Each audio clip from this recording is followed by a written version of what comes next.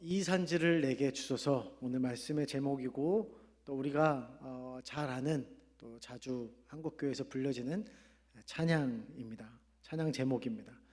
여러분, 이 산지를 내게 주소서 찬양하시죠? 이 산지를 내게 주소서, 이런 찬양이죠. 많은 교회에서 결단의 찬양으로 이렇게 불려지고 있고, 저희 교회에서도 한동안 결단의 찬양으로 불려졌던 것으로 제가 기억을 합니다. 이 산지 하면 이렇게 갈렙이 이렇게 떠오르게 되고요. 오늘 말씀과 같이 동시에 우리가 취해야 될 산지가 무엇인가라는 걸 한번 생각해 보게 됩니다. 내가 취해야 될 이 산지가 무엇인가? 많은 사람들에게 있어서 이 산지라는 것은 아마 이런 것이 아닌가 생각되어집니다. 해결되어져야 될 사업의 문제, 청년들에게는 취업의 문, 결혼의 문제, 학생들에게는 대학, 우리 가정의 재정난, 만만치 않은 문제가 그들에게는 실질적인 산지가 아닌가 생각이 됩니다. 그래서 이 직장을 내게 주소서, 이렇게 그들에게는 고백되어질 수 있겠죠. 당연히 이 고백은 신자인 우리들에게, 믿는 우리들에게는 믿음의 고백이라는 것을 우리는 알고 있습니다. 단순히 이것은 우리가 원하는 소원, 이루어져야 될, 성취되어야 될 어떤 소원, 바람, 이런 것이 아닌 믿음으로 구하고 취해야 될 영역이라는 것을 우리 신자들은 다 알고 있습니다. 그런데 중요한 것은 내가 취해야 될 그 산지가 정말 하나님이 원하시는 곳인가, 아니면 신앙이란 이름 안에서, 믿음이란 영역 안에서 내가 도달하고 싶은 영역인가, 야망인가? 우리는 이 질문을 한번 우리에게 진지하게 던져보면서 우리 자신을 점검해야 될 것 같습니다. 오늘 여러분이 취하고 싶은 산지는 무엇입니까? 오늘 당장 여러분의 삶의 문제에 있어서 당장 해결하고 싶은 그 문제가 여러분에게는 산지일지 모르겠습니다. 여러분, 하나님께서 우리에게 취하라고 하신 그 산지는 무엇입니까? 오늘 말씀을 통해서 그 음성을 우리가 듣기를 소망합니다. 오늘 본문의 배경은 백성의 지도자인 여호수아가 땅을 분배할 때 일어난 일입니다. 바로 그때 갈렙이 찾아와서 이야기를 하는 거예요. 이전에 여호수아, 당신과 내가 모세의 지시로 가나안 땅을 정탐했소. 우리는 믿음의 보고를 했소. 모세는 우리가 하나님께 충성했으므로 우리가 밟는 땅이 영원히 우리와 우리 자손의 땅이 된다라고 약속했소. 정탐꾼으로 갔던 때가 내 나이 40이었는데 45년이 지난 지금도 나는 아직도 하나님께서 이렇게 살려주셨고 건강하고 팔팔하오. 그리고 역사적인 말을 남기는 거죠. 뭐라고 남깁니까? 우리 14장 12절 말씀 함께 읽어보시겠습니다. 시작. 그날에 여호와께서 말씀하신 이 산지를 지금 내게 주소서.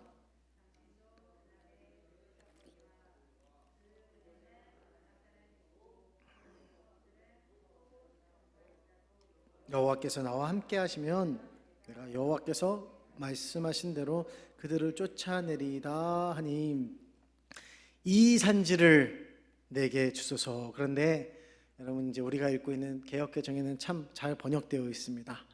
뭐라고 되어 있죠? 이 산지를 지금 내게 주소서. 예전에 개역 한글에서는 빠져 있었다라고 하더라고요. 나중에가 아니라 언제요? 지금. 이건 아주 긴급하고 간절하게 요청하는 장면이라는 거죠. 그러니 이 산지란 갈렙에게 있어서는 매우 필요하고 중요하다라고 우리는 볼 수 있고 해석할 수 있을 것입니다. 이 산지는 이 13절에 보니까요, 바로 헤브론이라는 것을 우리는 알 수 있습니다. 그리고 이 헤브론이라는 지명은 15절에 보니까 그 당시에 헤브론이라고 불려진 게 아니라 기럇 아르바라 이렇게 불려졌습니다. 여러분, 이것이 어떤 곳입니까? 헤브론이 어떤 곳인지 15절에 이렇게 나와 있죠. 기럇 아르바의 이름이 무엇인가? 함께 읽어볼까요? 시작. 헤브론의 옛 이름은 기럇 아르바라. 아르바는 아낙 사람 가운데서 가장 큰 사람이었더라. 그리고 그 땅에 전쟁이 그쳤더라. 자, 당시에 누가 거기에 살고 있었죠? 아낙 사람 아르바 뜻이 무엇입니까? 아낙 사람 가운데서 어떤 사람이요? 가장 큰 사람이다. 여러분, 아낙 그 족속이 키가 어느 정도 될까요? 제가 지난번 제 말씀 시간 2주 전에 함께 나누었는데 기억이 안 나실 수도 있는데 키가 한 2m 50, 평균 2m 50, 굉장히 큰 거인 족속이죠. 헤브론 사람들은 거인에다가 용사들이다라고 그렇게 성경에 나와 있었어요. 그런데 그 중에서 어떤 사람이라고요? 가장 큰 사람이래요. 이건 그냥 단순히 키만 크다라는 것이 아니라 뭘 얘기할까요? 그 족속을 대표하는 강한 사람, 리더십이 있는 사람, 영향력이 있는 장수다라고 말할 수 있어요. 그래서 그 장소의 이름을 기럇 아르바라고 말하고 있습니다. 그건 아르바의 도성이다, 아르바의 성읍이다라고 하는 뜻입니다. 여러분, 이런 데를 빨리 지금 달라고 말하는 것이 여러분 상식적으로 맞습니까? 이러면 이해가 더 안 되잖아요. 갈렙의 나이가 몇 살이죠? 85세, 40세인데 45년이 지났다라고 얘기하니 85세 된 노인이 지금 당장 그걸 달라고 한다는 것은 그건 무슨 말입니까? 그건 빨리 나 죽겠소라고 하는 그런 말이나 똑같지 않겠습니까? 이건 뭐 거의 계란으로 바위치기 꼴이죠. 굉장히 강한 상대인데다가 그 중에서 굉장히 더 강한 상대, 그런 헤브론 지역을 나에게 달라, 기럇 아르바를 나에게 달라. 사실 이런 지역은 어떻게 해야 맞을까요? 패스, 아니면 다른, 야 이거 너가 더 세니까 네가 해라, 좀 젊은 장수한테, 그런 사람들에게 은근슬쩍 떠넘기는 것이 좀 마땅할 것 같습니다. 빨리 지금 달라, 전쟁에서 죽겠다라는 이야기죠. 우리 눈으로 볼 때는요, 이것은요 이득이 되는 일이 아닙니다. 지금 빨리 달라고 해야 될 그런 게 아니에요. 버려야 될 카드라고 말할 수 있는 거죠. 그것이 바로 갈렙이 요청한 장소, 이 산지라는 장소예요. 산지가 뭐가 얼마나 좋겠습니까? 평야가 더 좋죠. 이 산지란 무엇입니까? 인간적인 눈으로 이득이 되지 않는 그런 곳이에요. 그렇기 때문에 이 산지는 어떤 눈으로 봐야 볼 수 있는 곳, 그리고 취해야 될 곳이라고 말할 수 있는 걸까요? 믿음의 눈으로, 하나님의 관점으로 바라봐야 보이는 곳, 취해야 하는 곳이라는 것입니다. 그러니까 그것은 곧 바꿔 말하자면 하나님께서 나에게 보여주신, 아무에게나 보여주시지 않죠. 하나님이 하나님의 사람에게 보여주는 사명의 자리다라고 말할 수 있는 것입니다. 이 헤브론은 역사적인 곳이죠. 창세기 13장을 보게 되면요, 아브람과 조카 롯이 다투는 장면이 나옵니다. 그리고 그들이 함께 더 이상 거주하기 어렵다라는 판단을 하게 되죠. 그때 아브람이 롯에게 뭐라고 말합니까? 야, 조카 롯아, 네가 좌하면 내가 우하고 네가 우하면 내가 좌하겠다. 어른이지만, 어른임에도 불구하고 조카에게 양보하는 장면을 보는 거예요. 그때 롯이 어떤 결정을 내려요? 이렇게 딱 들판을 보니까 소알이라고 하는 땅이 그 당시에 굉장히 비옥하고 좋은 땅이었어요. 그 땅이 딱 보이자 그 소알 땅을 향해서 선택해서 가는 거죠. 롯이 참 이런 모습을 보니까 처음에 아브라함을 따라간 모습은 참 의리 있고 멋있는 모습이 있었는데 끝이 참 안 좋더라고요. 그래도 어른이 그렇게 양보했으면 아니요, 삼촌이 먼저 가시오, 이렇게 해야 되는데 자기가 홀랑 좋은 땅을 가는 거예요. 바로 롯이 딱 떠난 후에 하나님이 아브라함에게 나타나시죠. 그리고 뭐라고 말씀하세요? 아브라함아, 동서남북을 바라봐라. 동서남북을 바라보고 네가 바라보는 이 땅이 다 너의 땅이 될 것이다. 하나님이 약속해 주시는 것이죠. 라고 하나님께서 말씀하실 때 아브라함이 간 곳이 어딜까요? 아브라함이 그때 간 곳이 바로 헤브론이었어요. 그리고 거기서 뭘 합니까? 하나님께 예배를 드렸다라고 성경이 기록하고 있습니다. 그게 바로 창세기 13장 18절에 기록되어 있습니다. 여러분, 하나님께서 다 주시겠다고 약속했다면 아브라함의 선택지는 상당히 많겠죠. 아브라함은 어딜 갈 수 있는 거죠? 네, 조카 롯이 갔던 그 소알 땅도 결국 아브라함의 땅이죠. 하나님이 다 보는 땅이 다 자기네 땅이라고 한다면, 그러면 아브라함은 그것을 갈 수 있는 거예요. 그리고 롯에게 이야기할 수 있는 거죠. 야, 여기 하나님 나한테 줬어. 너 딴 데로 이사 가라. 이렇게 말할 수 있겠죠.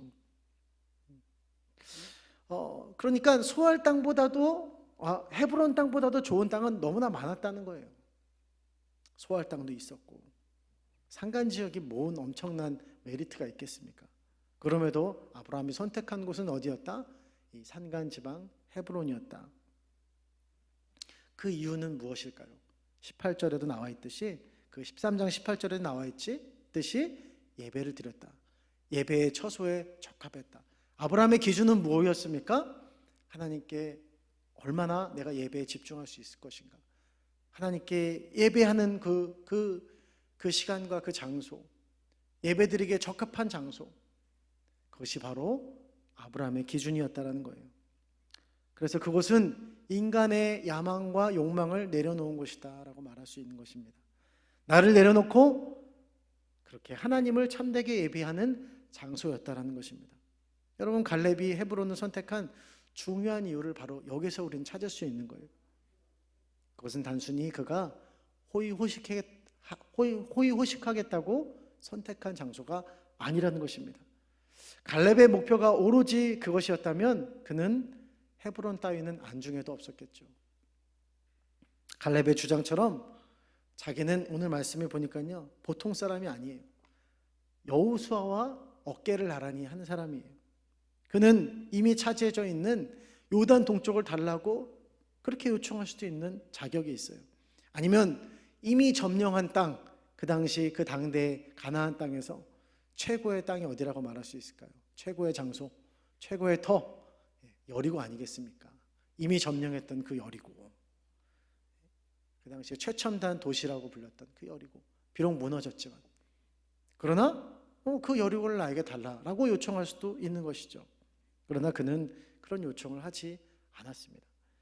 오히려 남들이 다 꺼려하고 힘들어 보이는 그 땅, 헤브론, 그 산지, 무엇을 위해서요? 하나님을 예배하기 위해서. 그 예배는 어떤 모습으로 나타났습니까? 그 참된 예배의 모습은 내 욕심, 내 야망, 내 욕망이 아니라 내 이웃을 내 몸과 같이 사랑하는, 내 조국을 사랑하고 내 동포 이스라엘을 사랑하고 내가 더 어려운 곳을 차지해야지, 내가 더 어려운 곳으로 가야지, 솔선수범하는 그 모습, 자기를 희생하는 그 모습, 내려놓는 그 모습, 바로 참된 이 예배의 모습을 갈렙은 보여주었다는 것입니다. 오늘 이 갈렙의 선택을 통해서 진정한 예배란 무엇인지 우리는 보는 거죠. 그것은 내 자신을 내려놓는 최고의 희생, 최고의 삶, 그것이 바로 하나님이 기뻐하시는 예배라는 것입니다. 그의 선택은 너무나도 대의적이고 멋진 모습이 있었다는 걸 우리는 볼 수 있어요. 사랑하는 성도 여러분, 오늘 우리는 갈렙이 선택한 이 산지를 보며 깨닫게 되는 사실이 있습니다. 이 산지라는 것은 내 욕심, 내 야망을 벗어버려야 보일 수 있는 곳입니다. 이 산지란 하나님의 눈으로 바라볼 때 열려지고 보일 수 있고 취할 수 있는 곳이죠. 인간의 야망과 욕심을 넘어 하나님을 참되게 예배하는 자에게 보이는 곳, 바로 그것이 이 산지다라는 것을 우리는 볼 수 있습니다. 바로 그것이 우리 믿는 자들, 성도들에게 사명의 자리라는 사실을 우리는 잊지 말아야 될 것입니다. 오늘 우리의 삶에 이러한 산지를 바라보고 구할 수 있는 하나님의 기쁨이 되는 우리 귀한 성도님들 되시기를 예수님의 이름으로 축복합니다. 그렇다면 그 산지는 우리가 어떻게 볼 수 있고 또 어떻게 취할 수 있을까? 어떻게 취할 수 있을까? 우리가 이 산지를 내게 주소서 찬양할 때 뭔가 굉장히 기운이 막 샘솟는 것 같고요, 막 진취적이어지는 것 같고, 지금 당장이라도 무언가 뛰어들어서 해야 될 것 같은 막 그런 결심과 결단이 일어나는 찬양인 것 같아요. 뭔가 청년의 패기 같은 것이 느껴지는 그런 가락과 또 가사인 것 같습니다. 그러나 여러분, 그것은 결코 패기만으로, 어떤 호기만으로, 결심으로만 취할 수 있는 것이 아니라는 것입니다. 그렇게 패기를 가지고 도전하는 자리가 아니라는 거예요. 오늘 갈렙의 고백을 통해서 아주 중요한 두 가지 사실을 발견하게 됩니다. 여러분 10절 말씀을 함께 읽어보시겠습니다. 10절 말씀이요, 시작. 이제 보소서.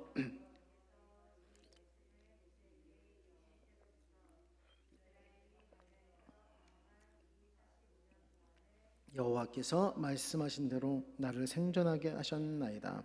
오늘 내가 85세로 됨. 자, 이 45년 동안을 여호와께서 뭐 하신 대로요? 말씀하신 대로. 이 45년 동안 살아있게 하신 것이 하나님의 말씀이기 때문에, 하나님의 약속이기 때문에 말씀하신 대로. 갈렙의 마음 안에는 분명히 청년과 같은 패기가 있었고 도전 정신도 물론 있었습니다. 그러나 그보다 더 중요한 마음이 있었어요.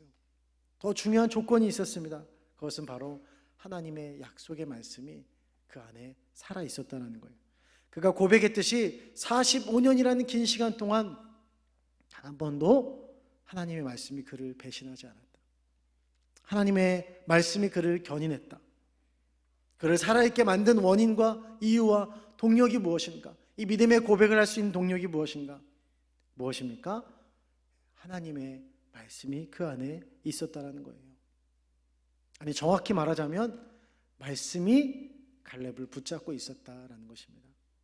14절은 또 이렇게 말씀하고 있죠. 여러분 14절 말씀이요, 시작. 헤브론이 그니스 사람 여분네의 아들 갈렙의 기업이 되어 오늘까지 이르렀으니 이는 그가 이스라엘의 하나님 여호와를 온전히 쫓았음이라.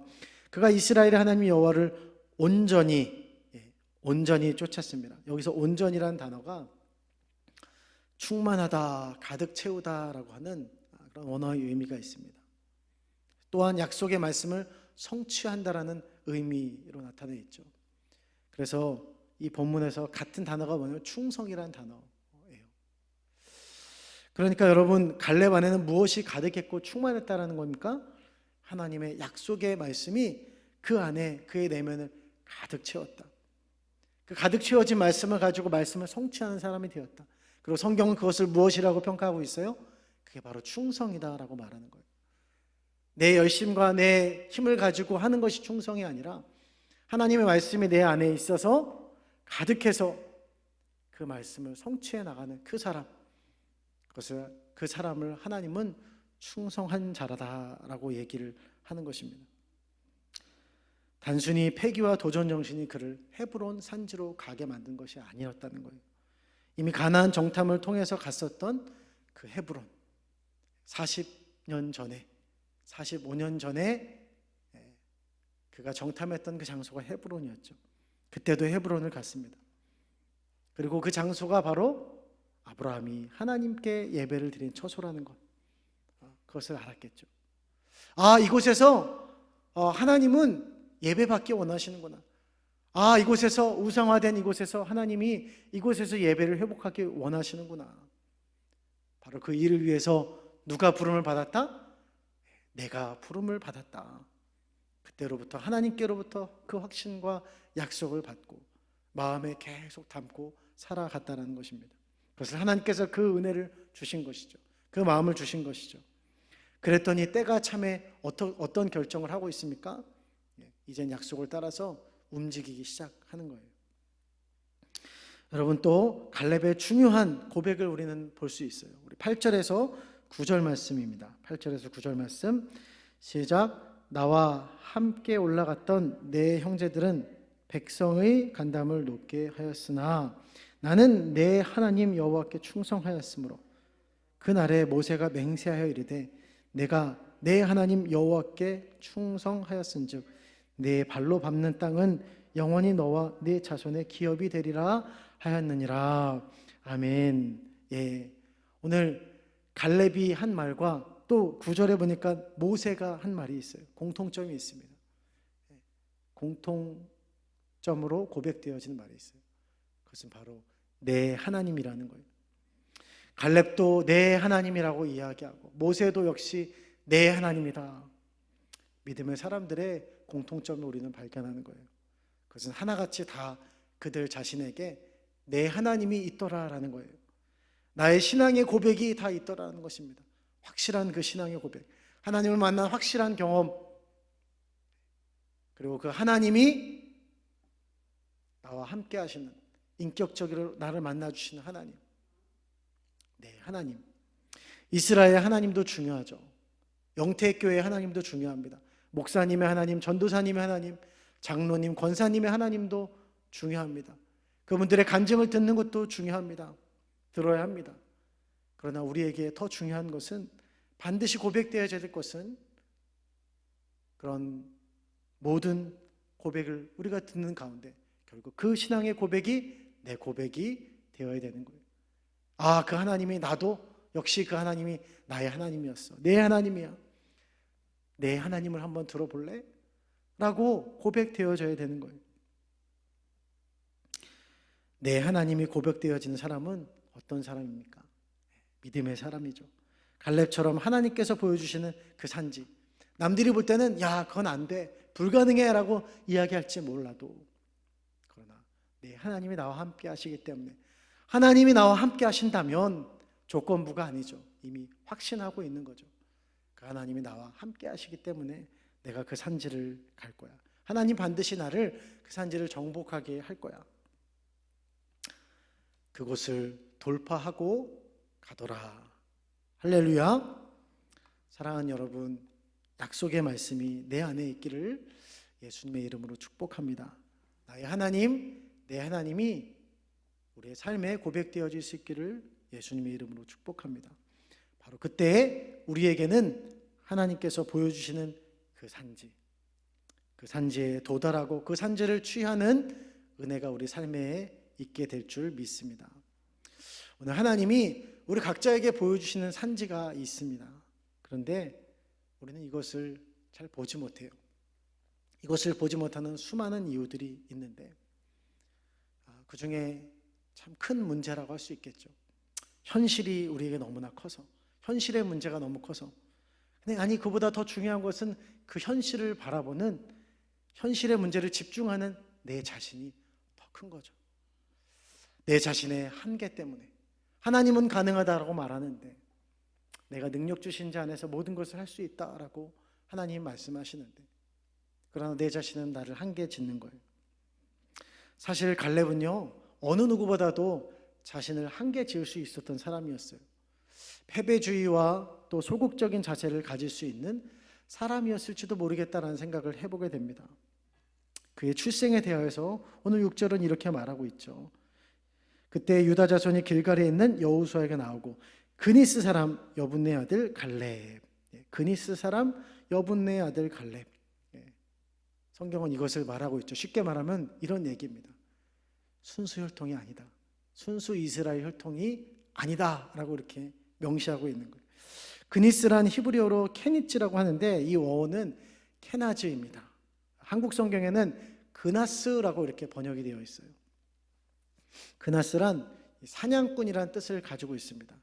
누구의 후예냐 하면 에돔의 후예, 바로 에서의 후예, 에돔 족속이라고 말하고 있는 거죠. 약속의 후손이 아닌 이방인이다라는 거예요. 사냥꾼의 이름을 가진 혈통이어서 그런지 몰라도 오늘 좀 이렇게 호전적이고 진취적인 모습을 보여주는 것 같기도 합니다. 피가 어디로 가겠습니까? 피가 막 끓는 거죠. 그러나 그에게 늘 따라오는 꼬리표 같은 것이 있어요. 이방인이다, 이방인. 순수 우리 혈통이 아니다. 이방인을 바라보는 따가운 시선들도 있지 않았을까라는 생각을 해보게 되죠. 아니, 남이 뭐라고 하지 않아도 자기 스스로 위축될 수 있는 거예요. 나는 여기에, 나는 영원한 객이지, 여기 있지만 인정을 못 받는 것 같아. 스스로 이런 생각을 가질 수 있을지 모르겠어요. 여러분, 음악하면 떠올려지는 인물이 있죠. 모차르트. 근데 모차르트와 함께 이렇게 거론되어지는 인물이 있습니다. 살리에리라는 동료예요. 아마데우스라는 영화에서 이 내용을 다루고 있는데요. 살리에리는 궁정음악장이라는 지위와 부를 가지고 있었다고 해요. 그리고 그 당시에 존경받는 아주 훌륭한 음악가였다고 합니다. 그런데 이 살리에리 옆에는 늘 누가 있습니까? 천재 모차르트가 있는 거예요. 아무리 노력해도 따라갈 수 없어요. 범접할 수 없는 위치에 늘 모차르트가 있고, 난 늘 그와 비교해 볼 때 초라한 거예요. 아무리 노력해도 따라갈 수 없는 자리와 얻을 수 없는 그 입지, 그것이 점점 살리에리를 정신적으로 피폐하게 만들고, 그래서 결국 그 자신을 파멸에 이르게 만들었다라고 이렇게 영화가 보여주고 있습니다. 충분히 그의 삶은 멋지고 가치 있는 인생을 살아갈 수 있었어요. 그러나 그럼에도 불구하고 그는 스스로 그렇게 살아가지 못했습니다. 무엇 때문에요? 비교의식 때문에. 내 자신에게 집중하는 가운데, 남을 바라보는데 남에게 집중하는 것 같은 결국 그 남을 집중하는 가운데 내 자신을 집중한 거예요. 초라한 내 자신을 집중하는 거죠. 이 이야기가 지어낸 이야기다, 그냥 픽션이다, 영화다, 이렇게 이야기하는 사람도 있는데, 여러분 그러나 실제로 어떻습니까? 우리의 삶을 볼 때, 우리 주위를 볼 때 그런 삶을 살아가는 사람들이 너무나 많다. 너무나 유능한 사람인데, 가진 것이 많은 사람인데, 인기가 많은데 뭐가 아쉬워서, 왜 그럴까? 이해가 안 되는 행동을 하는 사람들이 있다라는 거예요. 충분히 영향력 있고 멋진 삶을 살 수 있지만 그 열등감 때문에 자신의 환경을 남과 비교하여 비참하게 살아가는 인생이 얼마나 많냐는 거예요. 혹시 여러분의 오늘의 삶이 그런 삶을 살아가고 있지 않습니까? 그 때문에 능력의 하나님, 내 한계를 넘어서 일하시는 그 하나님을 바라보지 못하고 있지는 않으십니까? 여러분의 믿음의 눈을 들어서 우리의 능력보다도 더 크게 일하실 하나님을 여러분 만날 수 있는 오늘 저녁이 될 수 있기를 주님의 이름으로 축복합니다.